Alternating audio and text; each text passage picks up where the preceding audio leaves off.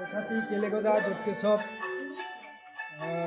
সার্বজনীন বাসন্তী পূজা এইটা নিয়ে 57 বছরে পড়ল। 57 বছর ধরে ধারাবাহিকভাবে এই পূজা এখানের পূজা কমিটি করে আসছে এবং নির্বিঘ্নে এই পূজা কিন্তু সম্পন্ন হয়।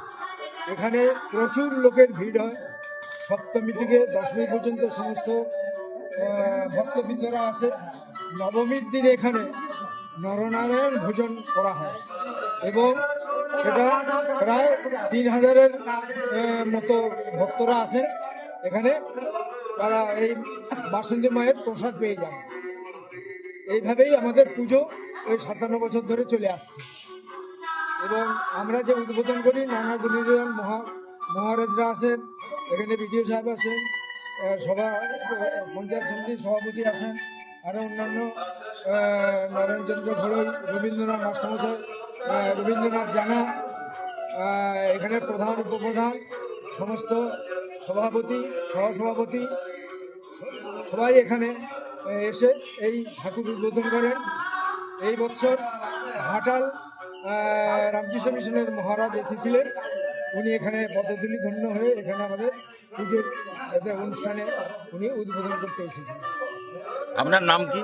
আমার নাম শ্রী শিবপ্রসাদ চক্রবর্তী। আগে আমার বাবা পুজো করতেন গৌরীশঙ্কর চক্রবর্তী।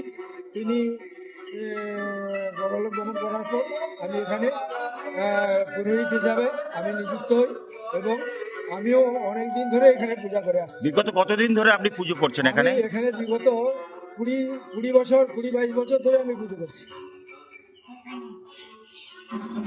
নমস্কার।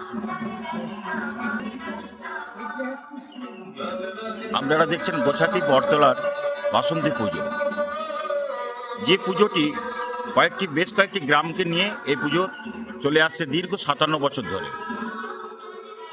এবছর আজ তার সপ্তমীর সকালে আকাশ পাইরেসি ইউটিউব চ্যানেল পৌঁছে গিয়েছে পুজো মণ্ডপে। আপনারা দেখতে থাকুন। এক সপ্তাহব্যাপী এই পুজোর বিভিন্ন ধরনের অনুষ্ঠান সূচি আপনাদের জানাতে থাকব। আসুন আপনারা গোছাতি বটতলা এখানে বাসন্তী পুজো এবং তার সঙ্গে মিলন মেলা দেখার জন্য আপনাদেরকে সবাইকে আসতেই হবে। আসলে আপনারা আনন্দ এবং তার সঙ্গে মিলন পাবেন এবং যাত্রা অর্কেস্ট্রা এবং বিভিন্ন ধরনের অনুষ্ঠান আপনারা দেখতে পাবেন এই গোছাতি বটতলাতে।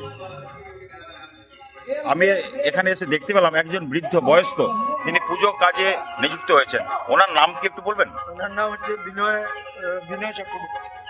ওনার বয়স প্রায় কত হবে? ওনার বয়স 84 বছর বয়স।